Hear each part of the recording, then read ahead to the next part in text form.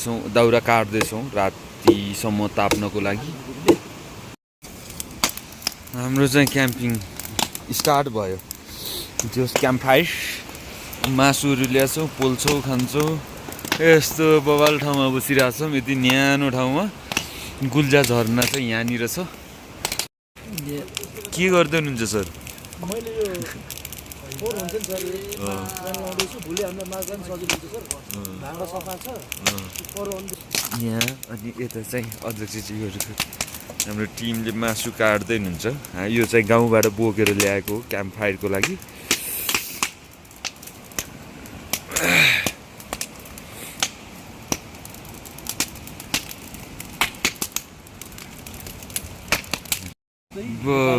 एउटा त बाटोमै पिट्यो र चुहेछ।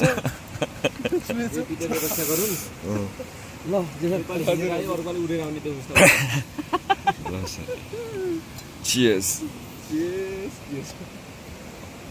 मिक्स मसला केही नभएको अर्ग्यानिकै पुरै प्योर छ। पाक्यो है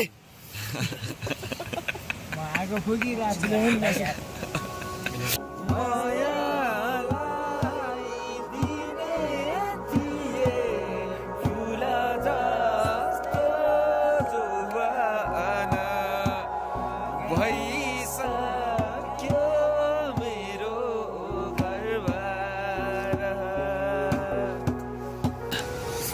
खताको बोलिरहेको छ। हाम्रो ढिँडो पनि पाकिसक्यो, मासु पनि भइसक्यो, टेन्ट सेटअप हुँदैछ।